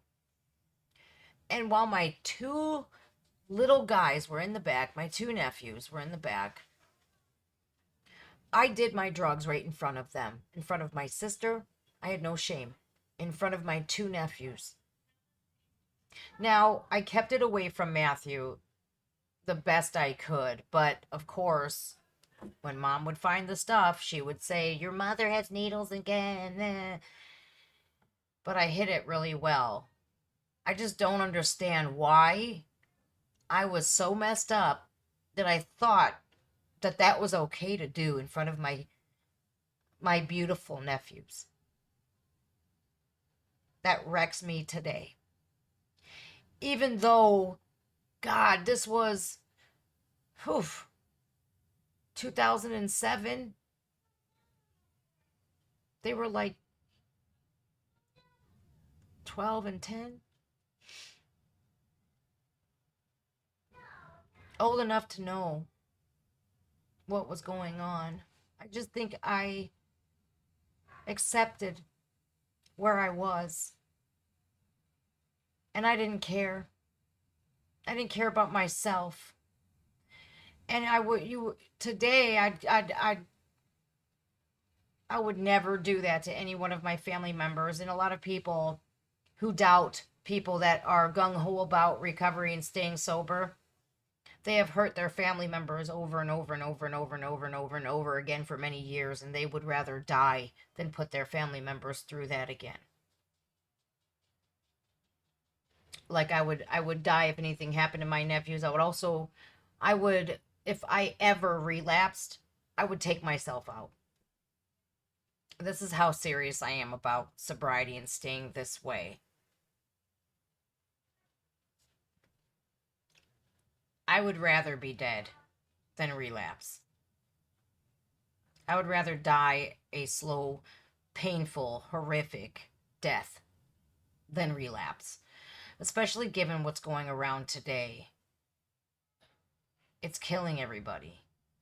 And just because your friends don't die, and just because they're not dying yet, they will. I can't even tell you how many funerals I've been to, how many people that I found out were gone. When I was in prison, oh my God, from 2014 to 17, most of them died in between that time. It was insane. I'm like, damn. I'm calling home and I'm emailing people. Nope. And it was every week. It was somebody else. It was like, what? No, Paul? No, in this big strapping Marine? Paul? What? Gone. So it's like I see these young kids today, or these people that, like, I'm looking these videos on Kensington, they're skinny, they're small, they're frail, and it's like, oh, they are on death's door right now, like 1 foot in the grave, one on a banana peel, and it can take out strong, robust Marines. And like I said, it doesn't care if you are a veteran. It doesn't care if you are skinny or fat or muscular, tall, short. it doesn't, it's not an entity. It's not something that can feel, that can care. But it is one of the most lethal substances in the world. And I don't know where to even begin to stop it. I can only deliver a message that if you don't, either you're going to get locked up, which you better pray for getting locked up, than the latter, because you don't want to die, because you're not going to come back from that. The fentanyl, it's getting more and more potent on our streets. People are overdosing faster. The naloxone, or Narcan as it's called, is not strong enough. I found a video, you guys. This was in 2021. When I seen this video, it rocked me to my core. You don't have to snort it. You don't have to shoot it up. All you got to do is touch it or breathe it in. It's such a fine dust that if it goes airborne, or if you touch it, it will go through your skin. It's subdermal. It's that deadly. So I found this video, you guys, and it's going to be a little bit disturbing to watch. So you look at police officers as these strong guys, right? Would probably take a pound of fentanyl to kill these guys. No. Take your salt shaker out of your cabinet. Spill 3 little granulates of salt into your hand. Look at the 3 granulates of salt, and that's enough to kill a grown-ass man that's over 6 foot tall and over 250 pounds. That's how much it takes to kill. So, look at this. This is insane. This makes me angry, and I have to watch these types of things because this is what keeps me clean. Body cam video released tonight by the San Diego Sheriff's Department. It shows a deputy on the brink of death after being exposed to fentanyl. The deputy saved by his partner, who was equipped with the life-saving medicine known as Narcan. We do want to warn you, what you're about to see is difficult to watch. Yeah, it is. I'm not gonna let you die. I need Narcan! I got you. Dramatic body cam video capturing the moment Corporal Scott Crane of the San Diego County Sheriff's Department is promising his trainee, Deputy David Five-Eye, he's not going to let him die after Five-Eye was exposed to fentanyl while processing drugs at the scene of an arrest in early July. Now, I think that regardless of police officer or not, if you deliver a substance to somebody and it kills them, your ass should be in prison for the rest of your life. If not, you should get the death penalty. That's just my thoughts. Because if we had stricter laws like that, people wouldn't want to do it. They'd be shit scared. That discovery caught on Five-Eye's own body cam just minutes earlier. Yeah, it's a powder. Could be cocaine or fentanyl. It tested positive for fentanyl. The synthetic opioid is 50 times more potent than heroin, and exposure to just a few small grains can have deadly consequences. In Five-Eye's case, the exposure and his reaction to it was almost instant. A couple seconds later, he took some steps back and he collapsed. I ran over to him and I grabbed him and he was ODing. Corporal Crane was equipped with the nasal spray Narcan, a prescription medicine that rapidly reverses the effects of an overdose. What the problem is the medications, the pharmaceutical companies, their prices are way too high. Now, they want to give out free Narcan, which, you know, it does save lives. It saved this deputy's life. But insulin, you can't give a diabetic free insulin, right? So if they don't have their insulin, they're just going to die. You know, I'm one of those people that, although I do have compassion for addicts, you know, we do have to start taking responsibility for ourselves. Now, anymore, addicts shouldn't even dare use alone, because if you do, who's going to give you the Narcan that you got to carry around? I mean, I'm kind of glad that they do give it away for free. But for people that need to get on like Vivitrol or something, that shit's like $1,500 for one shot. One shot per month. Now, I'm sorry, you guys, but when I was addicted, you think for 1 second that I would have taken $1,500 and given to a doctor's office? I would give it to the drug dealer instead.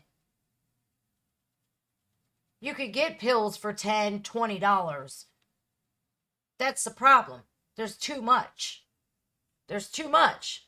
So anyways, they saved this guy's life. Thank God that they saved his life, this deputy. But he touched the pill. He touched, or the powder, and it ingested through his skin. And within moments, on the ground, overdosing. What do you guys think about? What do you guys think about them giving out free Narcan? Or what do you think about them charging so much? The pharmaceutical prices are way too high for any medication. If you need an EpiPen, you're paying $1,000. If you need insulin, I don't know how much insulin costs. I have no idea.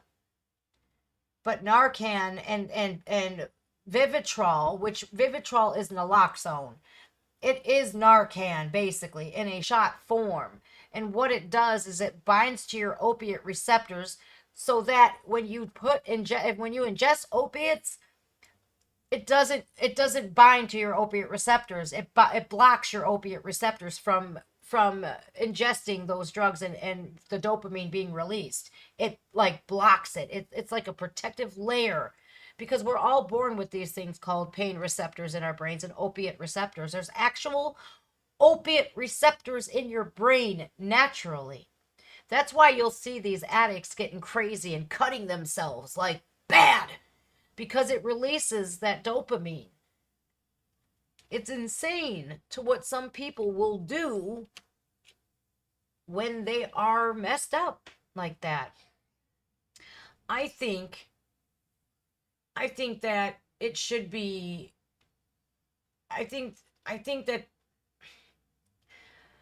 if somebody has a goddamn problem with drugs and they walk into an office and they say, I have a problem and if I don't get help, I'm going to die, they shouldn't be turned away because they don't have medical insurance. That's life or death for somebody. It's all about money. It's all about money. An addict don't got money like that. Today, you guys, if I was still using, you wouldn't see me, first of all, because I would have probably died.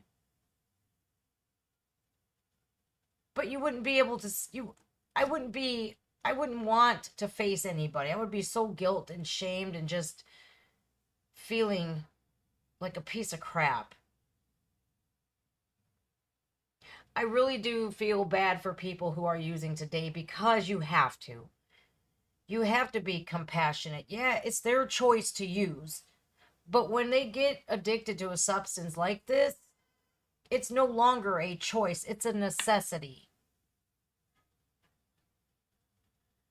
And, you know, although I'm not particularly proud of all of the things that I did in my past, I keep all of this fresh in my mind as much as I can remember, so that I never slip back down those slippery slopes and lose it all, because I'm a firm believer that if I ever relapsed, I would lose everything. And I ain't losing anything for nobody. And I will never again give another drug dealer a red cent. I could be driving a Bentley right now. It's true. I've given away that much money in 8 years. Yeah. And it used to be where the pills were really expensive, and then heroin, you could just get a $10 bag of heroin, $20 bag of heroin. you know, a tenth of a gram, a half gram, and then you're getting up to a gram, then 2 grams a day. It used to be cheaper, but it is cheaper in the beginning. Nobody tells you that. Nobody tells you that your tolerance, you need more and more and more each time. So by the time you're in the beginning, you're doing $10 a day, $20 a day. It's getting you through. You're not getting sick. Before I quit using, when I went to jail and went to rehab, I was doing 2 grams of dope a day. That's $300 a day. A day. I couldn't go on family vacations when they went because I'm thinking to myself, now, I can scrounge up $300 today. I can do something for that $300, but how am I going to get $2,100? How am I going to get 7 days worth of supply, carrying it across state lines? Thankfully, I'm like, well, at least they drive. We don't fly, so at least I can take it in the car. No, I can't go because I can't come up with all this money. And I'm not brave enough to go up to strangers in another state. So while my family members were going on vacation, I was stuck at home.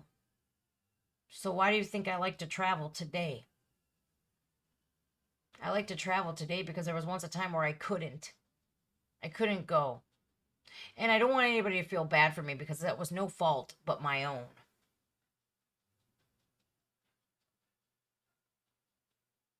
And these people who are using today, I wish I could just wave a magic wand and fix them all. But they got to put the work in. They got to get rid of all of those friends and try to get those friends back that walked away from them. They got to delete all of the phone numbers out of their phone. Don't save not one phone number. Anything that's associated with your use, the paraphernalia that you might be stashing because you have that reservation, get rid of it. And you have to realize, especially today, that this is life or death. And best believe, I've detoxed in jails. I've had abscesses this big in jails pop. And the medical help in jail is nothing like you can get on the streets. You know, their healthcare sucks there. Ew. Like, I don't ever wish that on anybody. I don't wish jail on anybody. Especially addicts, man, because, you know, when I quit, I was arrested a week later for a warrant for a probation violation because of the overdose. And that's what subsequently sent me to prison. That day is the day I quit, and I still had consequences after the fact. But when I got to the Cuyahoga County Jail, they bunked me up with a girl who was going through it. And since I didn't use for that extended time, and then the last use I only used once, and I got rid of everything else at the hospital, I didn't build up a tolerance to it so that I did go through withdrawal at all. I had no withdrawal symptoms again. It was like, oh yeah, I remember. Yeah, great. So, Jennifer, no matter what happens to you here, look at this girl right here who's shitting herself, who's puking all over herself, she's laying in her own vomit. She's underneath this stinky gray wool blanket. It's touching her face, and she's in a cocoon, curled up in the fetal position. It stinks to high hell in this cell, and I'm stuck in here with her. So that, I had to see that. That was a divine intervention like I never imagined. I was like, oh, yep, this further solidifies it. I am done. So when I got to court, I'm like, oh, Your Honor, I'm so glad to see you. Look, I know I'm in trouble, but I'm telling you what, I made the decision finally. And this is the first in 8 years that I don't want to do this no more. I said, I'm done. She was, oh yeah, you're done. All right. You're going to prison. So I didn't sit in prison when I first got there. I'm just like, what the hell? I sat there and I go, You know what? This is what, no matter if you got clean or not, this was your consequence. I had to pay the piper. And that time out that I spent at the Ohio Reformatory for Women, seeing all the women behind bars still using, still getting into trouble, it further solidified my choice to stay clean. I never used in prison. No, but I was so capped in recovery in prison that people knew better than to come up to me and ask me. They knew better. I'm like, yeah, no, I'm not the right person you want to talk to for that. Number one, I ain't paying your astronomical prices. Number two, I'm not catching a habit in prison. And I don't want to go to the hole for drug use. Because if you get caught with drugs in prison, you're going to the hole for a long time. You're getting an LC. You're getting local control. That's like 90 days or more, up to 6 months. And I wasn't trying to sit in the hole. And I was done. I was done. And unfortunately, with addicts out there, no matter if you're your son, your daughter, your sister, your brother, your cousin, your aunt, your uncle, your mama, your grandma, your grandpa, your second cousin, your neighbor, no matter what you want, unless that addict has had enough and says, if they don't see that it's their life or death, they're going to keep on that cycle. And what we really need to not do is shame these addicts and say, and just cast them out like they're just no good junkies. And when people are in recovery and they are sober, we need to congratulate them and let them know, hell yeah, you're a warrior.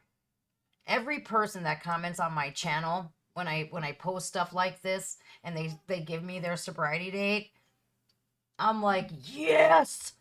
And I see it and it warms my heart because I'm like, there's another one. There's another one. Yes. And you want to encourage people like that. If they're doing the right thing, wouldn't you want to encourage them to, and them as they see it and they're like, somebody notices. You know, I don't need constant reassurance today because it's been so many years. But what I don't need either is people calling me a junkie still. It's like, dude, that's 8 years ago almost. We're coming up on 8 years. I think it's 2,905 days to be exact. 2,905 days. Now, if you would have caught me 2,905 days ago, you could have called me a junkie. Yep, I did it the one last time. Sure, call me a junkie. But you can't say that to me today.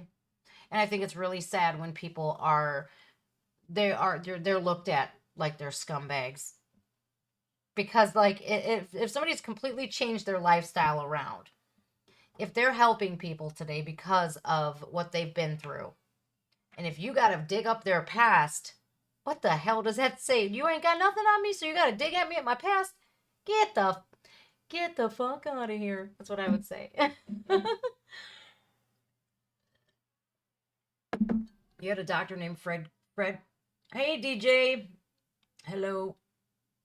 I want to see some of your comments now. I'm so happy my sister showed up. My sister. Most of our friends are religious. Closing borders is not the solution. Master increasing funding for long-term mental care service people. Free for people who need it. I agree with you, Vic. I agree with you. I think that the government spends so much goddamn money on such fruitless shit. Like, they need to start investing in more mental health treatment. They need to start pouring in more money into addiction services. Because when you go to prison, and it's not it's when, if you don't die when you're an addict, when you go to prison, it's not like you can cross that threshold, cross those gates, and immediately demand you get treatment. Especially if you're in there for a drug crime. They should have never sent me to prison in the fucking first place. They should have listened to my cries for help. When I said, I can't help myself. I can't do this. Well, we'll just stick you in jail then. Cool. Because when I get out, the first thing I'm going to do is go get high. Is that what you want? And it was a cycle. It was a cycle. A vicious cycle. It was terrible. It was absolutely terrible. I don't wish this on anybody. I really don't. I do wish that they get help, though. But what can I do as one person? I can't do anything. I had a promising future, you guys. A very promising future. When I was 24 years old, I started going to college. I was going to become a nurse. And I'm going to tell you what, smart genes, they run in our family. My sister, my son, myself, Dean's List students. And I got that pain management, man, and I got put on those Percocets, and then I started using heroin. I'm really grateful that I didn't finish and get into that nursing program like I was going to. I'm really glad that I didn't, because if I would have became a nurse and lost my nursing degree and everything that I worked for all those 4 years, that would have been like catastrophic towards my mental health. Like I would have been like, oh my God, I'm such a piece of shit. Now, I don't think I'm a piece of shit today. I know I'm not. I don't, if I can help as many people as I can by sharing my story, I'm going to. And I wish I still want to go. I still want to go get that social work degree so I can become like an interventionist. But life is so damn busy. How am I going to add schooling on top of it? And then you got to go through get more student loan debt and all this crap, man. It's like, if I can do it from my computer, I will, All right.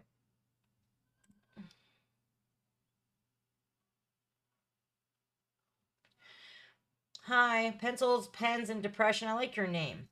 How was the concert? Which one? Oh, I love you, Joe Knight. I'm going to look at your comments now, you guys. David, hello. Oh, we hit 137,000, you guys. Yay! I didn't even notice that until just now. That's insane. That's so cool. Let's see. I'm not trying to fix the world. If I can fix one person, hell yeah.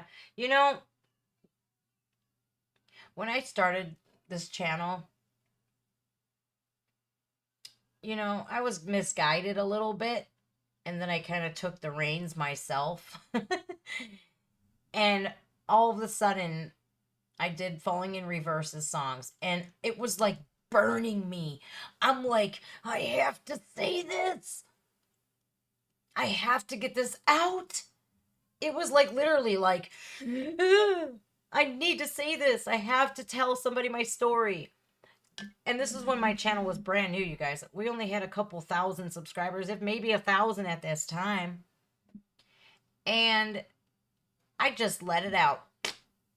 Talking about, it was the drugs video and losing my mind. It was the part of the trilogies that I did ass backwards.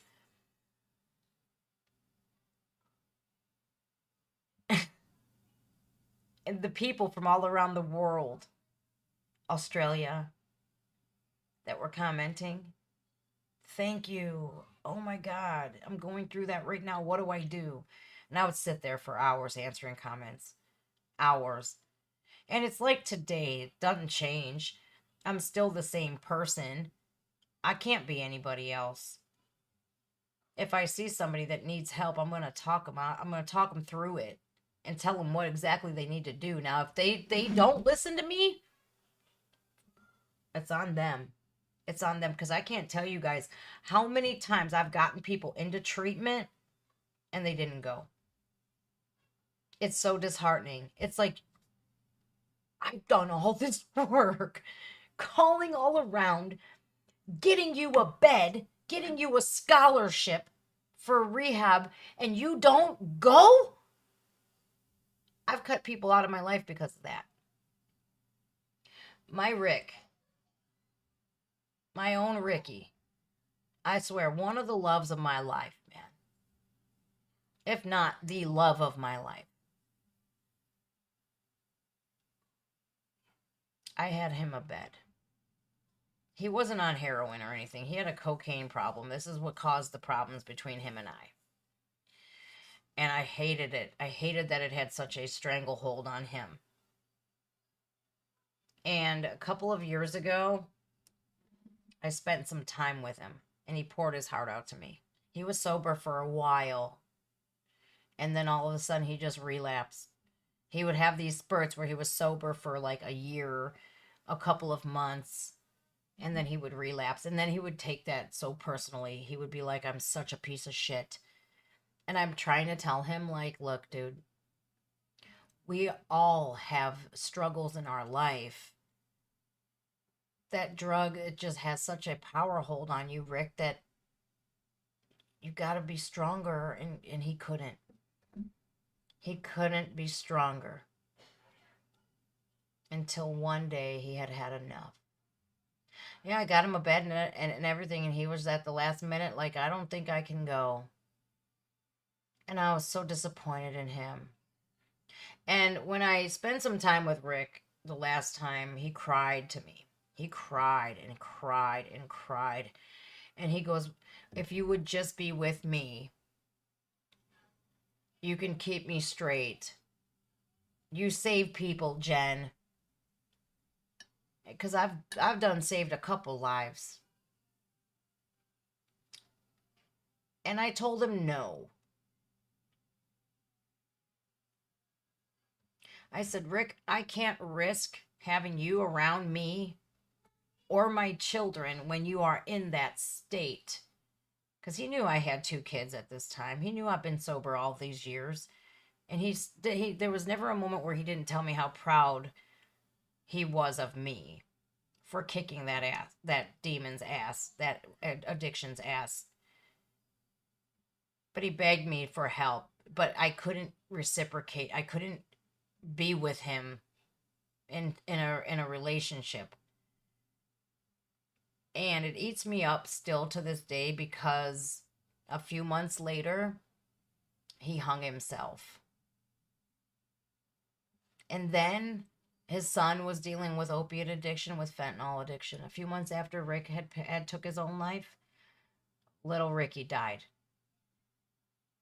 So now I had to talk to Rick's mom, like, I can't believe that, I'm so sorry. Because she not only lost her son, but 2 months later lost her grandson as well. And it eats me up inside because I'm always like, what if I would have just given him a chance? But then I'm like, I can't have somebody like that around my kids. I can't jeopardize that. I can't let my son, Matthew especially, see another addict around. Even if I'm trying to help them or not. I'm not going to risk having people like that around my kids. I don't give a shit who you are. It's bad. It's something that weighs on me all of the time. That I feel like I didn't do enough. But Rick had been threatening this for a while. Like, I'm just going to kill myself. I'm just going to kill myself. Fuck it. I'm just going to kill myself. And he finally did. And it's devastating that somebody that I loved did that. You know? But I can't. And I'm not. I don't want to be around people that do drugs. I don't want to. I don't care if people do. If I don't know you, if I don't associate with you, if you're a stranger, I don't care what you do with your life. Go ahead. Do I hope that you get help? Yes. But if my family, I want to protect them any way I can and help them in any way that I can if ever they do become addicted. I want them to see how messed up I was, because they remember to where I am today, and know that whatever they're going through will pass, and they will get through it. They will get through it. We will do it together. Because I don't look at an addict today, and I don't look at an addict and say, you're a piece of shit. I don't do that. I refuse to. They feel bad enough. Believe me, they do. It's not easy to get clean and stay clean. It's easy to get clean and keep and make that decision like, all right, I'm done. But the hardest thing is saying I'm done and continuing on being done. That's the hard part. But you have to have that willpower. You have to put in the effort. If you put 10% of your effort into your recovery as you did getting drugs, you'd be successful.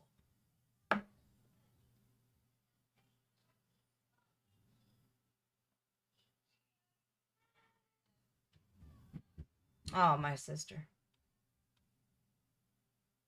My cousins on my mom's side OD'd on cocaine, went into cardiac arrest 3 times before dying on life flight. Yeah. What's so sad right now is that fentanyl is not just fentanyl. It's not in it's in everything. They're putting it in everything. So that's what's so deadly. You don't know what you're going to get. You could think you're buying cocaine and you could do it and then but bye-bye, you're dead.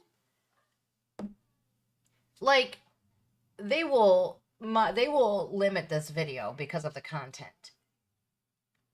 They shouldn't. They should promote the hell out of it because it's ad suitability and all that. Why are we keeping quiet about this? Keeping quiet about this is the reason why we're in the boat that we're in. There is help out there for people, and there's people out there that want to help people. Damn it, Susan.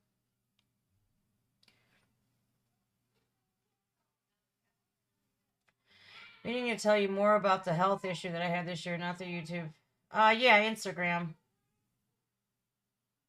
Oh my god, that was a song, I'm Not a Vampire, revamped. That video still makes me tear up. The ending where he burns his passed down, so powerful. That's a great, yeah. Ronnie Radke's amazing. We need government-run drug treatment centers that judges could sentence drug addicts instead of prisons. Prisons are a waste of money for drug addicts. You can't arrest your way through drug addiction. It's been proven time and time again that their methods are wrong. But they get money when they sentence people to prison. A lot of money. A lot. Like me, $46,000 per year. So my county got $138,000 for sending me to prison. I was not violent. I didn't have I didn't have any violent crimes.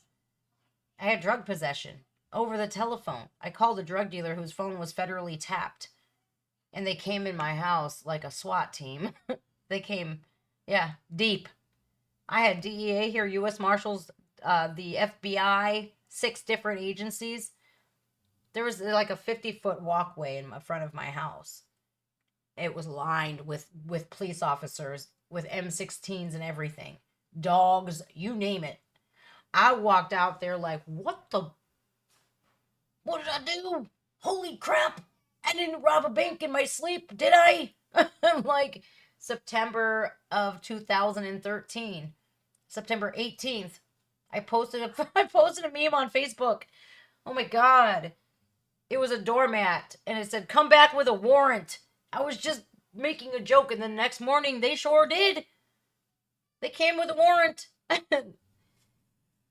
They went after the addicts and the sellers. 93 count indictment, 93 people. 60 were charged in the state level and 63 were state level and 30 were federally charged. Yeah, arresting your way through this does not work. And when that addict when they say they're done, that's when they'll get help. Because even then, I was like, I couldn't get help.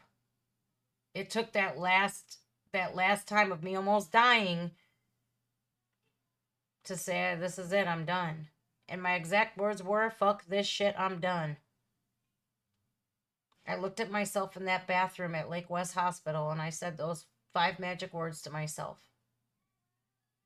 Fuck this shit, I'm done.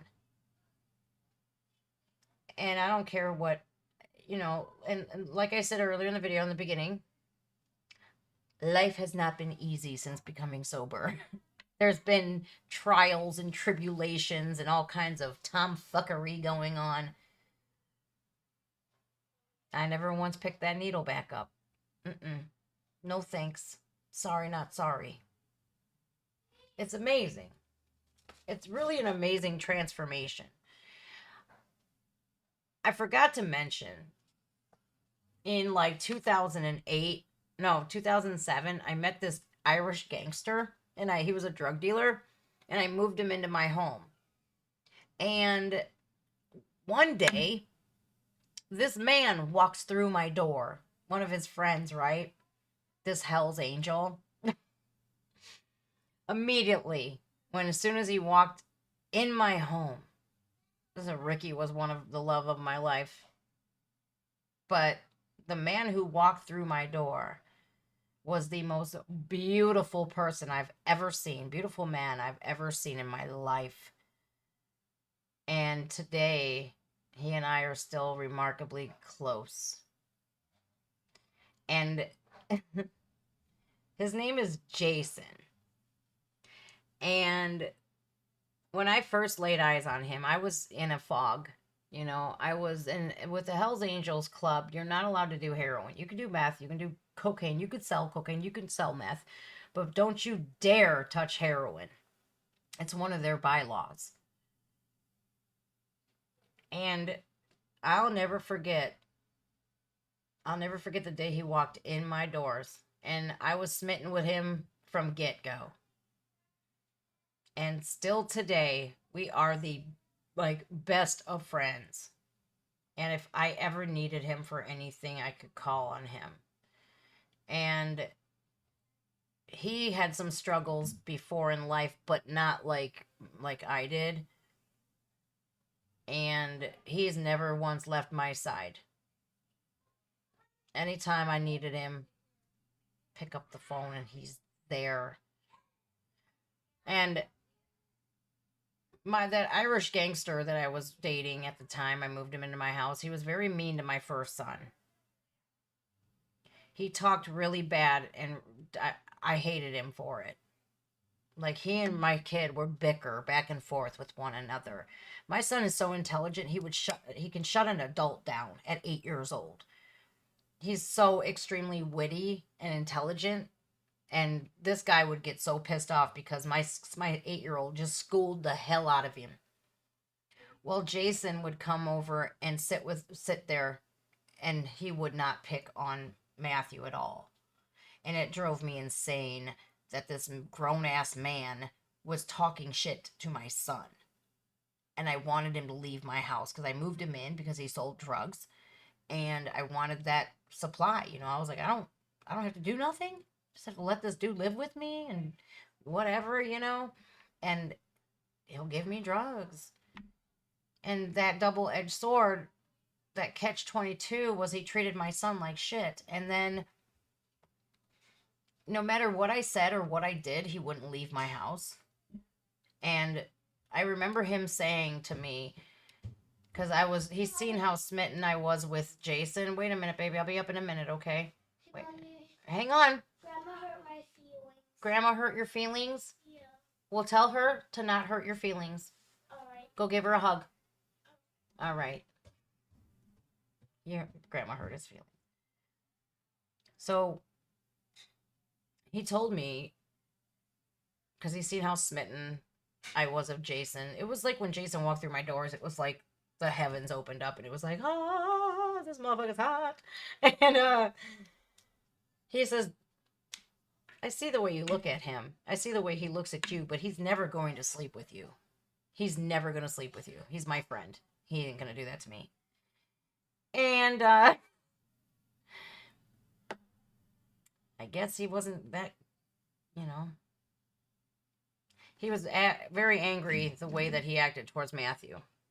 And we liked each other, so it happened. Things happened. But I finally got that man to leave my house. And I'll never forget it. Because even if I was messed up at that time, I was still ferocious mother bear. And I was just like, you're not doing this to my son. Today, you talk to my son like that, you do something, you know, to my kids, I'm probably gonna spit in your face or do something crazy. Gross, disgusting, I don't know. Probably not. I don't know. Just call Jason. But anyways, he, I remember him sitting on the couch. Yeah, he packed all of his stuff up. And I walked past him. I said something smart to him. And he stuck his foot out and he tripped me. And I had Jason there because I was like, you need to make sure he gets out of my house. And so he sticks his foot out and trips me. And I punched him right in the mouth and I chipped his front tooth. I just crack, knocked him right in knocked his tooth, broke it right in half. And he still wears that tooth like that today. I didn't pick the best people. I've always had shitty taste in men. But with my friend Jason, that dude he's always been extremely good to me and my kids. So listen to that kid. He's screaming now, you guys. So I think I went through everything. It's great when you can have a friend that goes through that addiction with you and sees your transformation and they let you know how amazing you've done and how amazing that you look. And Jason does that for me. He reminds me constantly how, you know, he tells me what a great job I've done and how proud he is of me, because I can't get that no more from Rick. My family tells me all the time. And I hope, I wasn't going to say anything, but I guess my sister did. And I just want to make sure I help as many people as I can. I'm just going to say it like that. So if you guys know anybody who's currently using, if they don't think that life gets better after they get clean, I am living proof that it does. No, I'll never get my house back or the cars that I lost, but my dignity is back. The trust that people have in me is back. And I have something for myself today. I can go out on vacations today. 8 years, November 1st. It's this year, you guys. I'm going to be having a party, a celebration on this channel. I'm doing a Halloween party on the 30th, and I'm going to be doing a special on the 1st. So make sure you guys join in. It sounds like my little guy's going absolutely ballistic. It is past his bedtime. It's 9 o'clock. So I love you guys, and I really thank you for joining. And say a prayer for Michael if you can. It's just somebody that needs all of the prayers and the love and the positive vibes, because that's somebody in my life that's going through something right now. And if anything ever happened to him, I would literally die. That would be devastating to my family. So, all right, you guys, much love to you all. Thank you so much for joining. My sister is absolutely amazing. Me and her used to fist fight and shit. It was crazy.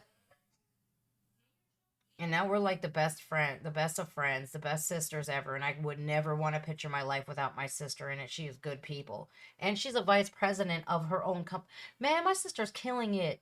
I love my sister, and I'm so, so proud of her. I love you guys. And I'm proud of all of you for being in. I'm proud to say that I have all of you guys in my life today. It's amazing. If I was the person that I was before, I wouldn't have any of you guys. And I know this. So thank you guys. Make sure you stay strong. Sis, I'll talk to you later. Love you guys. And I'll see you guys. What is today? Saturday. So I'll see you guys on Tuesday.